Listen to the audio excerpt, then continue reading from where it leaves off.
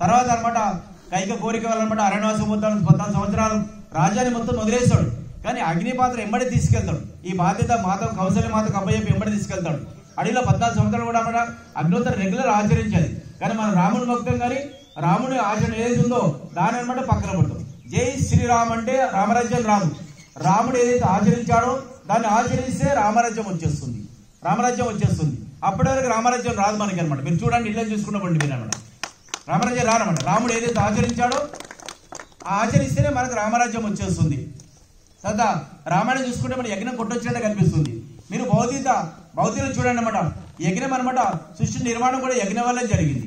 అర్జునుడికి అనమాట యుద్ధ రణరంగంలో 700 శ్లోకాల జ్ఞానం చెప్పిన తర్వాత అర్జునుడు అడతాడనమాట, మేము ఇలా ఏది ఆచరించాలో ఏది వదిలే సూక్ష్మంగా చెప్పంటాడు.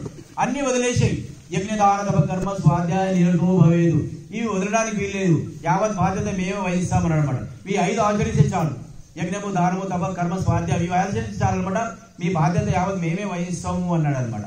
మీరు గౌతమ బుద్ధుడు చూడండి, గౌతమ బుద్ధుడు అదే చెప్పాడు. యజ్ఞాలు అనమాట అగ్నిహోత్ర పవిత్రమైనది.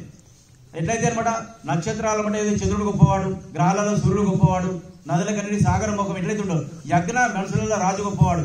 యజ్ఞాలన్న అన్నిటికంటే పవిత్రమైంది ఇది అగ్నిహోత్రం అనమాట. గౌతమ బుద్ధుడు చెప్పవాడు. ప్రతి అవతార పురుషుడు కూడా అనమాట దీని యొక్క ప్రాముఖ్యత మనకు చెప్పుకుంటా వచ్చాడు. మనమే వదిలేసాం దీని అనమాట. మనమే దాని జోలికి పోవడం లేదు. ఈరోజు పరిస్థితి ఎలా ఉందంటే మానవ పరిస్థితి అనమాట మిడిమిడి జ్ఞానం, కాస్త జ్ఞానం ఉందా లేదా మరణాసనంలో ఉంది అనమాట. ఈరోజు ప్రపంచ లెవెల్ అనమాట. అందుకే మానవ జాతి మేలుకొల్పడానికి మన జ్ఞానం చేయడానికి కేవలం అనమాట మనం అనమాట అగ్నిహోత్రం వల్ల ఇవన్నీ సంభవిస్తుంది. మనకు 100 ఎకరాల మాగాడి ఉందనుకోండి, మీరు దాన్ని చూసుకుంటా ఉంటే ఏమీ రాదు మనకి. దాన్ని సాగు చేసి విత్తనం పెడితేనే మీకు అన్నమాట పుష్కలంగా పంటలు ఇస్తుంది.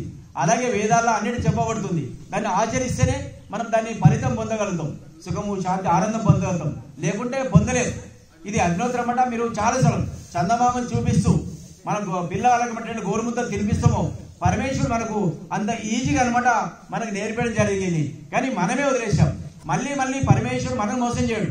మళ్ళీ పరమేశ్వరుడు మనమే మోసం చేస్తాం. పరమేశ్వరుడు ఏం చెప్పాడు, మీరు ఏం ఆచరించక్కర్లేదు, సంధ్య ప్రాతకాలం మా యొక్క తీర్థ స్నానాలు మానమాట మేము మీ ఇంటికి వస్తాము, మీరు ఒక 2 ఆవుతులు ఇవ్వండి అని చెప్పాడనమాట. 2 ఆవుతులు ఇవ్వని చెప్పాడనమాట. మనము రాముడు చెప్పింది నమ్మము, కృష్ణుడు చెప్పింది నమ్మము, వేదాల్లో ఉన్నది నమ్మము, ఏది నమ్మము. అందుకే అనమాట ఈరోజు అనమాట జ్ఞానం అనమాట తన కింది స్థాయికి వచ్చింది. ప్రతి వాళ్ళకి అనమాట నాన్నక జబ్బులు ఉమ్మడి కుటుంబం చూస్తున్న పరిస్థితి అనమాట.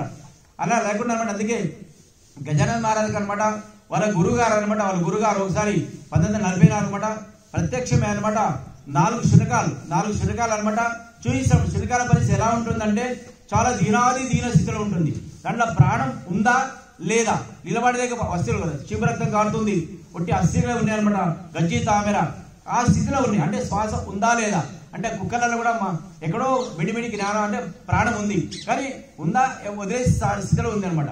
మహారాజు అనమాట అప్పుడు దానం కుక్కల స్థితి అనమాట. ప్రాణం ఈ స్థితిలో ఉంటే దాన్ని మనం పునర్జీవనంగా ఆవిస్తాం అనమాట. అంటే కుక్కలు ఎందుకు ఇచ్చాడు, మానవ జాతి పరిస్థితి ఈ మాదిరిగా ఉంది.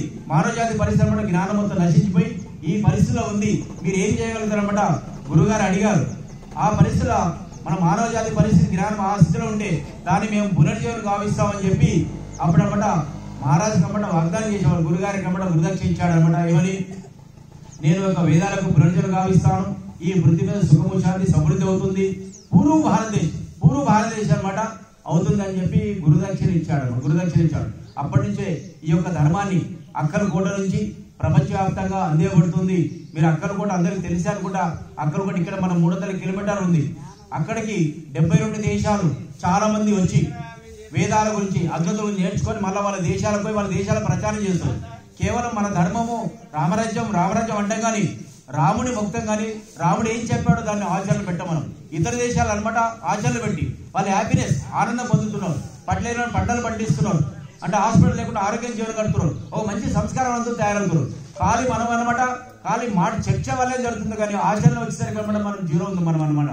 ఈరోజు మేము చాలా దూరం నుంచి అన్నమాట హైదరాబాద్ నుంచి అన్నమాట 1 గంట లేచి మేము అనమాట ఒక 20 మంది వచ్చాం. మీ గ్రామంలో అనమాట ఒకసారి ఒక టెంపుల్ కూడా 20 మంది దగ్గర మేము ఇలా ఒక 15 రోజులకి చెప్పిపోయాం. కానీ మేమే సగం మంది ఉన్నాం, ఇలా మీరు సగం మంది ఉన్నారు. ఇక ఉంటా ఈ గ్రామంలో చాలా జనాలు ఉంటారు అనుకుంటా. ఇంచుమించు ఒక 10,000 జనాలు ఉంటుండొచ్చు ఈ గ్రామంలో కూడా, పెద్ద గ్రామం. కానీ ఎవరు రాలేదు.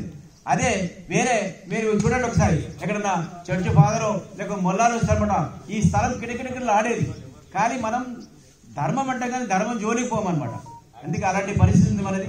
అందుకే గజానన్ మహారాజ్ గారు అక్కడ అనమాట సమస్త ప్రాణులు సుఖమయ జీవనం గడపడానికి, మళ్ళీ మానవత్వం మేల్కొల్పడానికి, వేదాల్లో ఏదైతే చెప్పబడుతుందో అది తెలియజేయడానికి మేము వచ్చాము, కొత్త ధర్మాన్ని చెప్పడానికి రాలేదు అని చెప్పబడుతుంది. ఎవరైతే అవతార పురుషులు వస్తారో ఏదైతే మర్చిపోయామో దాన్ని జ్ఞాపకం చేసి మళ్ళీ మనతో ఆచరింపజేసి సుఖము శాంతి ఆనందం పొందడానికి వస్తామన్నమాట. మనము ఆడంబరాలు మన ధర్మాన్ని అనమాట బజార్ పంపించాం. ఆడంబరాలు ఎప్పుడైతే మొదలు పెట్టామో అప్పటి నుంచే మనకు స్టార్ట్ అయింది ఇబ్బందులు. ఉమ్మడి కుటుంబాలు తెగిపోయినాయి, రకరకాల జబ్బులు వచ్చేస్తున్నాయి, పిల్లలు సంస్కారం లోపించింది, అన్ని అనమాట దూరం అయిపోయినాయి. అప్పుడు అందరి ధర్మాన్ని ఆచరించారు కాబట్టి ఉమ్మడి కుటుంబాలు ఉండేది, సుఖము అన్ని సమృద్ధిగా ఉండేది. ఇది మనకి ఏది సమృద్ధిగా లేదు. అందుకే ఈరోజు మనం మన యుగధర్మం అగ్నిహోత్రం ఆచరిస్తూ సుఖము శాంతి ఆనందం పొందుతూ ప్రకృతికి ఏమన్నా మేలు చేయండి. ఈరోజు ప్రకృతి బాగుంటేనే మన లైఫ్ బాగుంటుంది. ఇప్పుడు తల్లి బాగుంటేనే పిల్లల క్షేమం బాగుంటుంది. తల్లి అనారోగ్య పాలన అనుకోండి, పిల్లల ఒక పరిస్థితి ఒకసారి ఊహించుకోండి ఒకసారి అనమాట.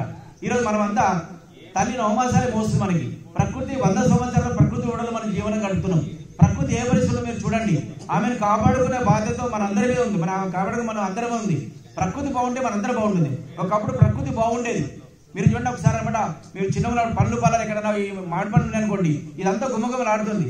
ఇప్పుడు మన ఇంట్లో వేసి పెట్టుకుంటే వాసన ఏం లేదు. అలాంటి పరిస్థితి మనకి అగ్నిహోత్రం వల్ల అన్నీ మేలు చేస్తుంది. మనకి పశువు పక్షాలకి గోసంలో పెరగడానికి, వృక్ష సంతతికి, మళ్ళీ పంటలు పట్టడానికి అన్ని రకాలన్నమాట ఈ అగ్నిహోత్రం మనకు మేలు చేస్తుంది. అగ్నిహోత్రం చాలా చిన్నదే, మర్రి విత్తనం చాలా చిన్నదే.